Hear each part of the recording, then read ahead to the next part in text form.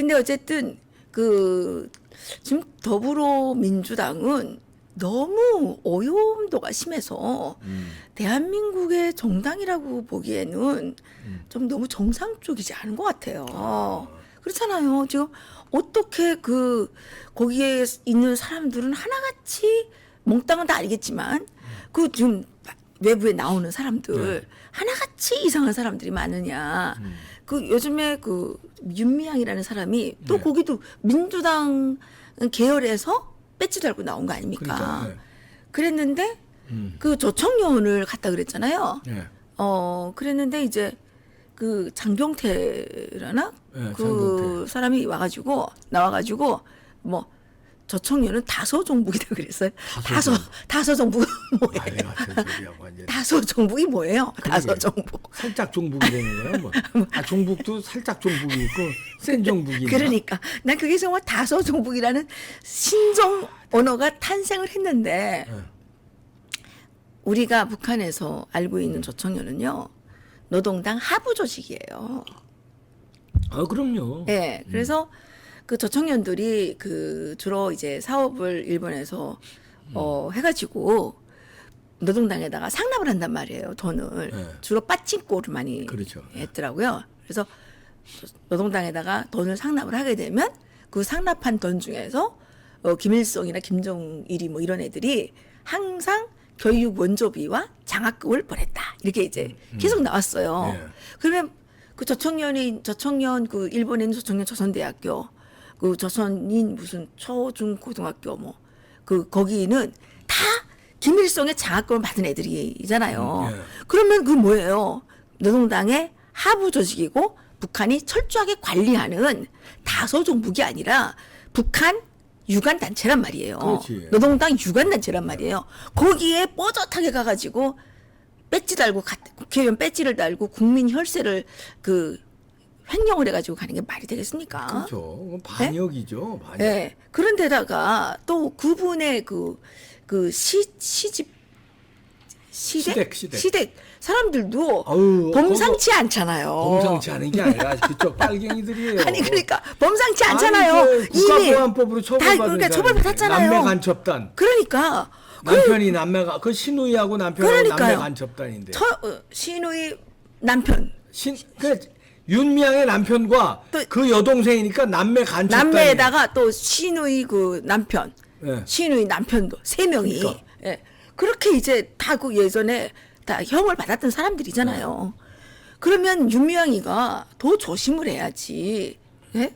그러니까 우리가 위안부 문제에 대해서 진정성을 느낄 수가 없는 거예요. 왜냐하면 노동당의 지령을 받는 것 같은 사람들이 그러니까. 위안부 문제를 떠들으니까 이거는 그 어떤 여성의 인권 문제라든가 뭐 여성의 존엄에 관한 문제 때문에 이 사람들이 이러는 게 아니라 이거를 그 노동당의 지령에 따라서 한일 관계를 이렇게 와해시키고 한일 관계를 나쁘게 하고 그다음에 그 일본에 있는 저청년들을 도와서 이제 그 저청년들은 저청년 활동하는 사람은 거의 간첩이라고 봐야 돼요. 간첩이죠. 예.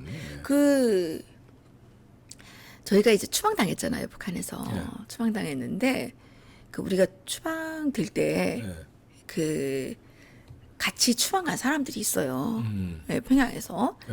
그때 추방 갈 때 같이 추방 간 사람 중에 한 명이 그 평양 의학대학을 졸업하고 의사였어요. 산부인과. 좀 유능했어요.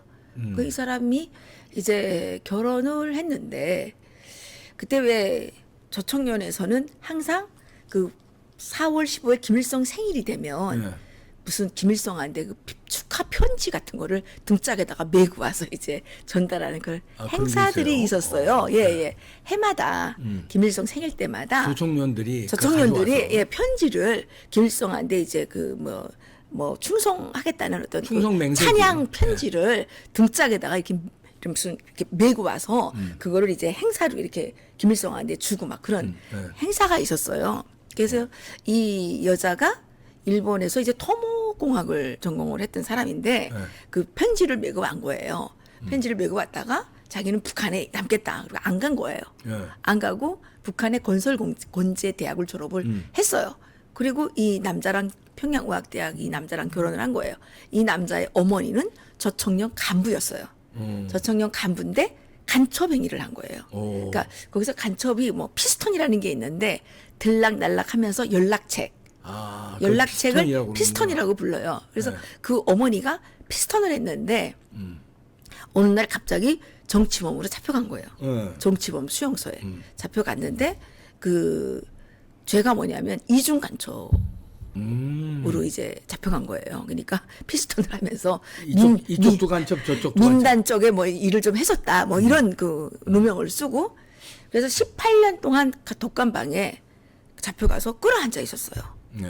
끌어앉아 있었는데 뭐 18년 만에 또 갑자기 뭐 간첩이 아니다 이렇게 무죄가 또 됐다 그래서 그 사람 내가 원래 우리랑 같이 추방돼서 산 하나 넘어가는 동네에 이제 있었는데 이분이 그때 되게 고생을 하신 거예요. 왜 고생을 하셨냐면 부인이 일본에서 온 지 얼마 안 돼가지고 그 산골에서 살아갈 수가 없는 거예요. 제포네. 예. 제포죠. 살아갈 수가 없는 거예요.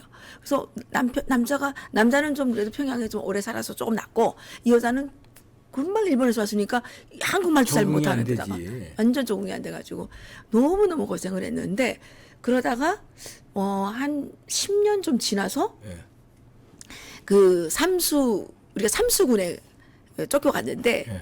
제가 언제든지 말씀드렸지만 우리가 쫓겨간 그쪽에서 조금 떨어진 동네에 백석 시인도 추방대에 와 있어 있잖아요. 그 백석 시인이 거기 돌아가셨어요. 네. 양강도 삼수군 관평리, 우리는 관동리, 그분은 청수리 이렇게 이제 있었는데 그 이분이 삼수군 병원의 산부인과의 의사로 이제 다소 이제 좀 여기는 다소예요. 다소 조금 회복돼서 나왔었어요.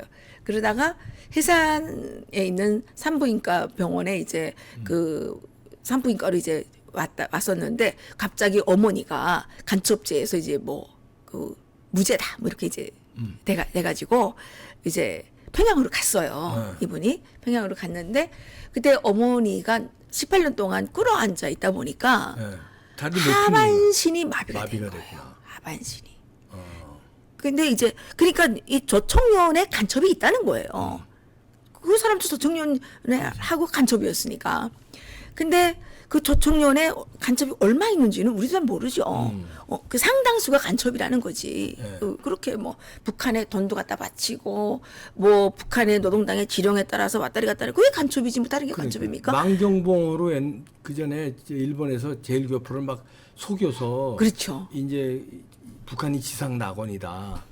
그러니까 이 교포들 이제 제일 교포가 됐든 민단 교포가 됐든 조총용 교포가 됐든 북한 칭송하지만 거기서 일본에서 남의 나라에 살기가 어렵잖아요. 그러니까 북한에서 꼬시는 거예요.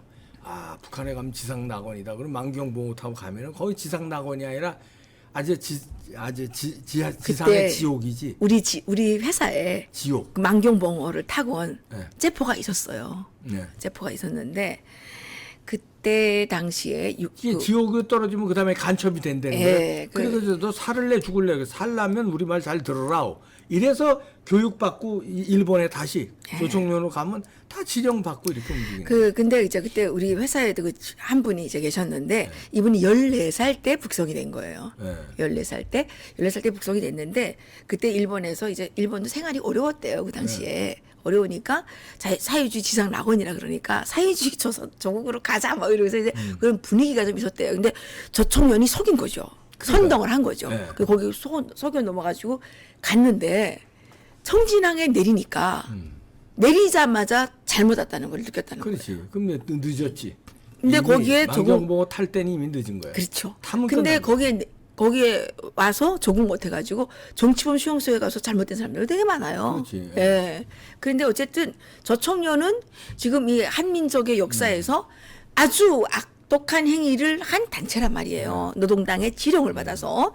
그랬는데 거기 행사에 참가했는데 다소정북이 뭐예요? 다소정북이. 이거는 완전 정북이고 여기는 노동당 하부 조직이란 말이에요. 뭐 장경태가 모르면 입이나 닥치고 있어야지. 예? 그렇게 뭐 다소정북이라는 말도 안 되는. 몰라서 그런 게 아니라 어떻게든 조총련이 간첩이 아니고 조총련은 북의 지령을 받는 걸 숨겨야 되니까. 그거 어떻게 숨겨요? 맨날 언론에 나오는데. 아니, 이게 장경태 입장에서는 참. 다소 정부 이런 표현을 쓰면서 어떻게든지 그 윤미향을 보호하고 또 김건희 여사에 대해서는 어떻게든지 까야 되니까 장경태가 뭐 빈곤 포르노다 뭐 한석기가 장경태가 아니야. 그러니까 얘 목적은 그거야. 내가 걔가 너무 윤석열 떨어뜨리고 까부수고 그다음에 민주당의 이 종북 주사파 애들을 보호하고 이게 장경태의 목적. 근데 장경태가 너무 불쌍해요. 왜 야, 저게 불쌍해? 권력의 그러면? 아니 그러니까 저렇게 권력의 노예로서 그렇게 더럽게 살잖아요. 더럽게. 그건 뭐예요? 사람이 아무리 권력이 욕심이 나도 그 사람이 걔가 진실이라는 것도 있고 양심이라는 것도 있는데 어떻게 에이 참다. 하야씨 그만큼 한국에 오래 사셨으면 그렇게 아니 순진하게 걔들한테 양심을 어디 그러니까 걔네들은 양심이 아니라 몰라서 그런 것도 아니다니까. 아까 그러면 걔네들은 임득업을 쓴 야만들이지. 아니 그 야만인이 아니라 걔네들이야말로 종북 주사파들이에요. 북한의 영향을 받는 놈들이니까 다 그걸 전략적으로 그렇게. 그러니까 북한의 노예들인 거죠. 북한의 노예들이에요. 북한의 노예들인 그 거죠. 불쌍한 놈들이 아니지 나라를 노예니까 불쌍하지. 노예니까. 나라를 팔아먹는 놈들인데 노예니까 불쌍하다. 노예니까 자기 노예인데 다 노예인 잡아 줄도 쳐넣어야 되는 놈들. 노예인 줄도 모르고. 예. 하여튼간 그래서 나는 근데 국힘당 그 패널로 나오시는 분들이 이런 거를 좀 이렇게 일목요연하게 국민들에게 말해줘야 저 윤미향이가 간 데는 간첩 조직이구나, 노동당 하부 조직이구나, 다소 종북이 아니라 이렇게 좀 알려줘야 되는데 거기에 그냥 부안에 동해가지고 말을 똑바로 못해요. 이게 안타깝다는 거예요. 그 박사님 같으신 분이 빨리 정치 패널로 가야 되는데 아니 왜 이 정부는 박사님을 왜 그 유명한 MC를 아직도 안 부르고 있냐는 거죠. 저를 부르겠습니까? 그래도 우리가 옛날에 그러니까. 생각나세요? 2013년도 그 2월 초하룻 날 그때 박사님하고 저하고 정치 옥타곤에서 방송을 했어요. 그때 우리가 그거를 했죠. 저기 김정은을 암살해야 된다. 현상금. 시장 경제적인 방법으로 해결을 해야 되는데 현상금을 걸면 된다. 예, 그 대한민국 정부가 현상금 걸면 다 믿어요. 그렇지. 다 믿어요. 그럼 진짜 김정은 그러면 그 주변에서 선수가 나와가지고 한다니까요. 예. 그런데 그때 그 말을 해가지고 출렁했죠. 그러니까 그런 방법이 아직도 쓸 수 있는데. 좀 그러니까 그 김정은을 박사님 같은 잡아서. 이런 현실 감각을 가지신 분이 빨리 MC를 가셔야지. 근데 뭐 이상하듯한 사람들만 계속 아니, 불러가지고. 제가 이제 하도 이 주사파를 까는 거를 넘어서 조중동을 제가 많이 비판했잖아요. 그래서 안 불러요? 그 다 저 종편이 찍혔구나. 조중동 소속이잖아요. 네. TV조선 조선일보, 채널 A는 동아일보, 뭐 JTBC는 중앙일보. 조중동이 왜냐하면 부정선거 보도 하나도 안 해, 취재도 안 해. 그래서 조중동 이것들 말이야, 이것들이 똑바로 된 언론이냐고 내가 광화문에서도 연설하고. 박사님 미래를 생각했으면 좀 하시지. 난저 종편 안 나가도 저 내가 방송 안 해도 좋고 부정선거 밝혀야 돼요. 그죠. 그래서 그것도 안 부른다니까 애들이. 그렇구나. 슬슬. 나는 이제 뭐 정권이 바뀌었는데 왜 이봉규 박사가 정말 재미있거든요, 박사님이. 근데 왜 안 나와? 하나하나 조금씩 부르더라고 이제 정권 바뀌니까. 조금 불러. 요번에 이제 아니 나 말고 다른 사람들이 보수 중에서 좀 약간 말랑말랑한 보수만 부르는 부르더니 거지. 방통위원장 요번에 바뀌니까 네. 조금 하나씩 하나 좀 그 부르더라고요. 박사님을 불러야 아니 돼. 저는 안 부를 거예요. 왜냐면 조중동이 일을 갈어. 내가 하도 광화문에서 막 조선일보 여기 있고 채널에 있는데 그 8.15 광장 때 엄청 모였잖아요. 8.15 집회 때 이럴 때 내 조중동 막 난리 쳐가지고. 그랬구나. 아니, 안 부르지. 박사님 미래를 좀 생각하시지. 아이, 그랬어요. 미래는 뭐 저는 안 갑니다 거기. 저는 그냥 유튜브 동생 유튜브나 유튜브로. 예. 아니 지금 80만? 82만. 82만요. 예. 그러면 뭐 괜찮죠. 그죠. 그 저기 한 300만만 만들면 정편 부럽지 않죠. 예. 예. 그게 여러분들 많이 도와주시죠. 그렇죠. 이병규 박사님이 네. 정편을 능가하는 영향력을 가질 수 있도록 우리 애청자님들께서 구독을 좀 많이 눌러주시고, 네. 그래서 저는 13만 5천원에서 끝나가지고, 그랬어요. 저도 많이 찍혔잖아요. 예, 저도 많이 찍혀가지고 안 불러요. 예. 그리고 이제 이런 구독도 이제 물론 여러분들이 많이 도와주셔서 감사한 일이지만 제가 이번에 처음으로 토크 콘서트 하잖아요. 예. 토크 콘서트 할 때 예. 여러분들이 이제 많이 오셔서 현장 방송하고는 다릅니다. 언제 방송에서 하세요? 하는 9월 23일. 23일 날. 9월 23일 토요일입니다. 오후 3시에 어디서요? 서초역 바로 옆에 있는 서초역에 있는 흰물결 아트센터. 아, 흰물결 아트센터는 알아요, 어딘지. 저 흰물결 주유소 바로 옆인데 예. 서초역이에요. 바로 나오시면 바로 있는 거. 그 건물주님이 대단하신 분이세요. 아 그래 하여튼 그 건물주까지 얘기할 필요 없고요. 어쩜 대단하신 분. 미술가. 그래서 9월 23일 토요일 날 오후 3시 하시니까 여러분들 그 인터파크에서 예매하시면 되는데 인터파크 예매가 어렵다 하시는 분들 많더라고요. 아, 그러면 그렇죠. 자막 나가는데요. 요 자막에 보면은 대신 예매해 주니까 전화만 하시면 예매가 됩니다. 그럼 얼마예요? 4만 원인데 4만 원? 전화만 하시면 예매돼요. 그래서 저희가 비싸지 않네요. 그리고 대관료 있고 네. 그다음에 이번에 이승만 기념 사업회 예. 이승만 뭐예요, 기념관. 예. 거기에 우리가 또 이제 좀 기부하고 기부하시려고. 예. 또 있잖아요. 예, 요즘에 보면 기쁜 일이 그런 거예요. 그럼. 정말 제가 2016년도에 이승만 학당을 만들 때 이승만 학당 이름을 못 지어가지고 7개월을 고생을 했어요. 이름을 못 지게. 보수라고 하시는 분들도 이승만 이름을 못 짓게 하는 거예요. 그래서 이제 하여튼간 제가 꼼수를 좀 써가지고 저도 좀 약간 좀 꼼수를 잘 쓰잖아요.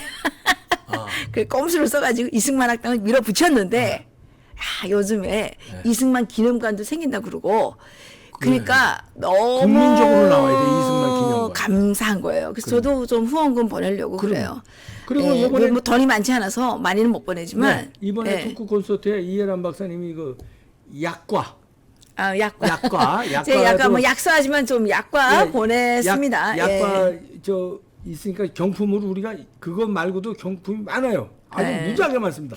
특히 이해란 박사님 약과 무지하게 많으시니까 그때 경품도 타가시고 그러니까요. 재미나게 재미날 겁니다. 하여튼 많은 전화하세요. 전화하시면 간단하게 예매됩니다. 박사님 큰일 하시네요. 네. 예, 그런 일들을 좀 하셔야죠. 네, 이해란 박사님이셨습니다. 고맙습니다.